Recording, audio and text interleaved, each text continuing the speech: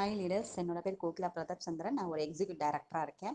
So நானும் என் ஹஸ்பண்டும் சேர்ந்து ஆக்சஸில் இன்கம் சம்பாதிச்சில் ஒரு கார் வாங்கியிருக்கோம்.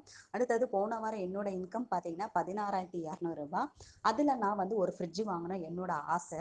ஸோ இன்னைக்கு என்னோட ஹஸ்பண்ட் போய் புக் பண்ணிட்டு வந்திருக்காரு. 2 to 3 டேஸில் எங்கள் வீட்டுக்கு வந்துடும்.